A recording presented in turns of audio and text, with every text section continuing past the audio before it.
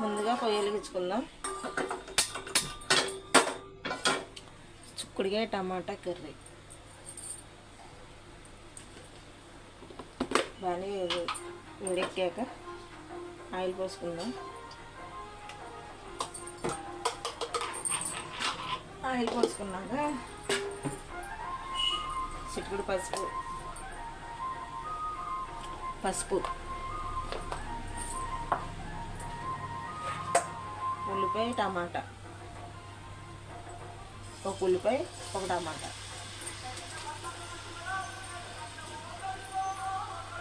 అంటే నేను ఇలాగే వండుతానండి, ఉల్లిపాయ టమాటా వేసి. అంటే ఒకటే వేస్తాను, ఒక 4-5 అయితే అది వేగాక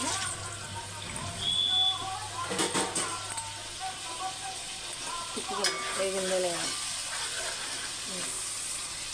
ఇది బాగా వేగేదాకా వండాం.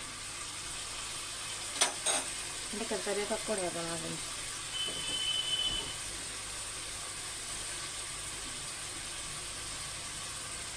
కరివేపాకు వేసి ఇప్పుడు జారుగా వేసుకున్నాక ఉడికించుకున్న చిక్కుడుకాయలు ఉంటుంది చూడండి, అవి వేసుకుందాం.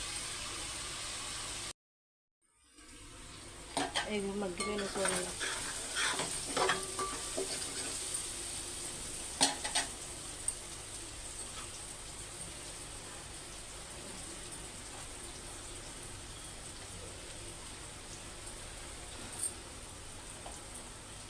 ఇవి ముందుగానే ఉడికిచ్చేసుకున్నాను చిక్కుడుకాయలు.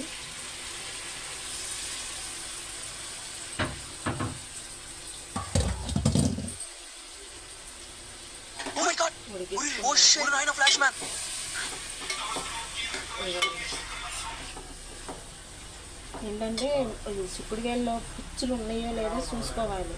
ఏంటంటే పుచ్చులు ఉన్నాయి అనుకోండి వేస్ట్గా పోతాయి కదా, ముందులో నీడ తీసుకుని చూసుకోండి. అప్పుడు ఒక కాయ 2 ముక్కలు చేసుకోవచ్చు, 4 ముక్కలు చేసుకోవచ్చు. వేసుకున్నాక అప్పుడు వాటర్ పోసుకుని పొయ్యి మీద పెట్టి ఉడకబెట్టుకోవడం. అంటే 50% వరకు ఉడికిపోవాలి అప్పుడే, ఉడకబెట్టుకున్నప్పుడే. ఇంకో 50% కర్రీలో ఉడికితే సరిపోదు. ఇందులో సాల్ట్ అయ్యేదా ఏంటంటే ముందులో ఉడకబెట్టుకున్నాం కాబట్టి పెద్ద టైం కూడా పట్టదు.